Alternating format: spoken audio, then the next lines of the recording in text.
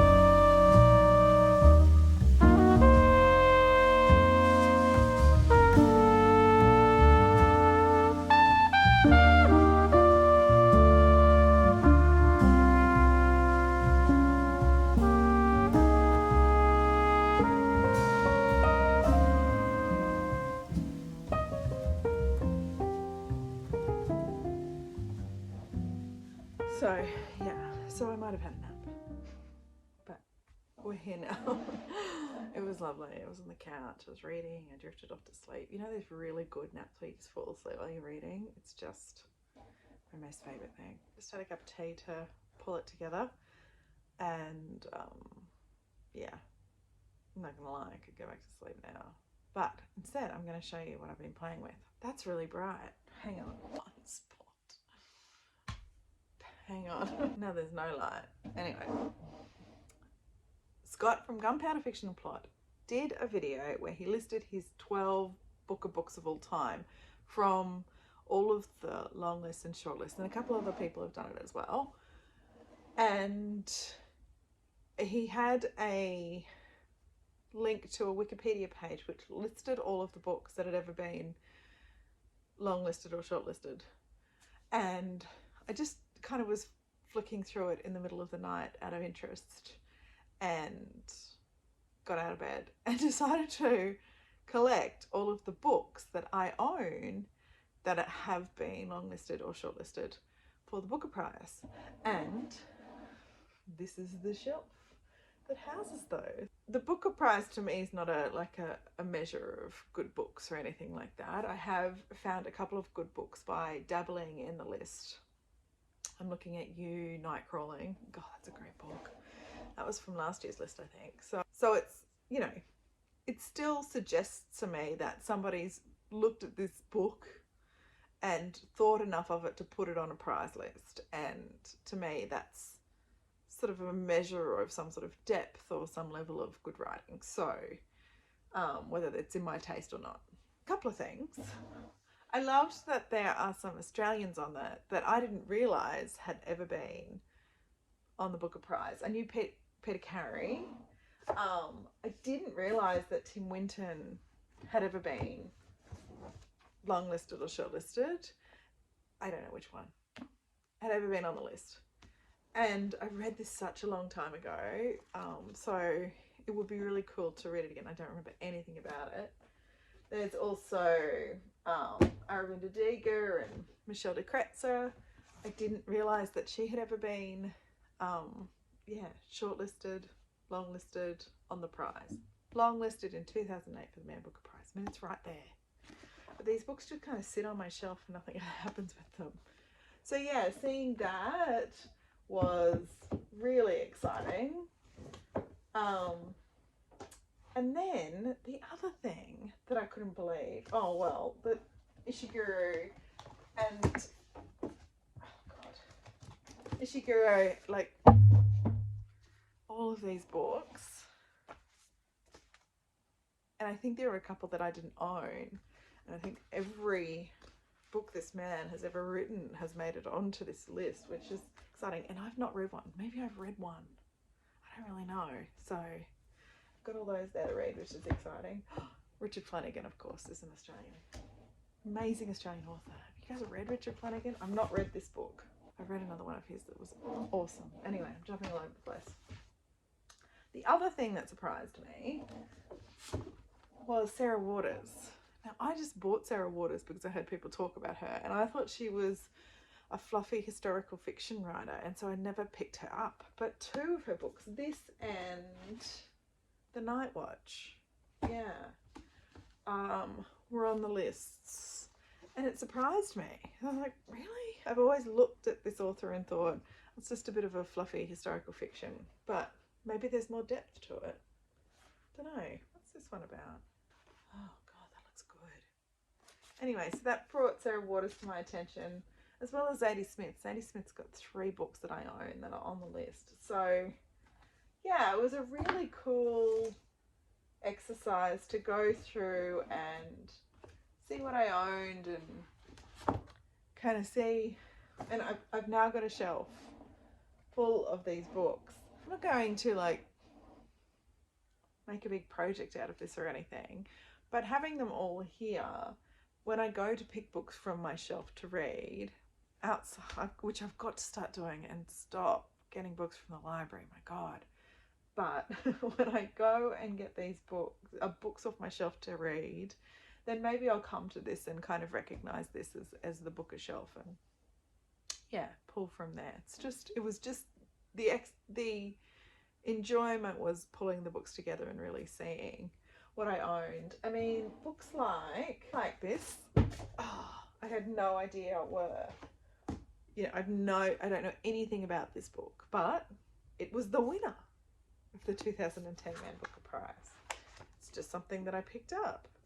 So, these are books that I've got from charity shops or whatever, and it was just a little fun that I had with some books. Now I'm going to go back and read my library book. I'll never get to these books on the shelves. So no, look, we're going to change that narrative. I will. One day.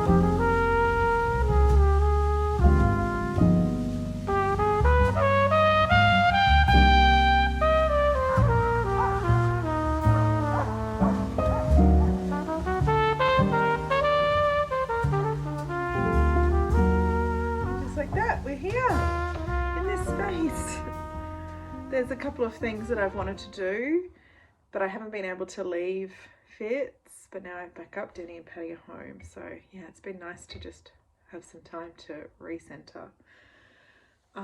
So yeah, it's been a good day. It's been a really intentional day, and that makes me super happy. I just want to, I've got some new newsletter subscribers, so I want to send them out that and do some post stuff for Untamed Me, set up some Insta posts, and I've got another newsletter going out on Thursday that I want to finish up. I've got some journal work to do, all while I'm cooking dinner in there. I cannot forget that there are sausages under the grill in there. That would be disastrous. It wouldn't be the first time either. So I'm just gonna close out the night in here. We'll have dinner together. We've been watching 3 episodes of MasterChef, so we might watch an episode of that. And then I'm gonna crawl into bed with my book. I'm not gonna sleep on the couch tonight. I'm gonna sleep in the bed. It's gonna be amazing. I've got to get off the couch. Anyway, thanks for hanging out with me today. I'll end the vlog here. It's been so nice having you with me, really bringing that intention to my day and my moves. And this is a very rare day for me to be at home, so it was nice to share that with you. Anyway, that was fun. I guess I'll edit this vlog too and put it up, because we don't want to have vlogs that we take footage and we don't put together and put up, right? I'm done with that crap. Too many of those just lingering around and never see the light of day. I'd love to share this day with you. So yeah, I've got a bit to do tonight. That's cool. Anyway, I will chat with you guys, when I next pick up the vlogging camera.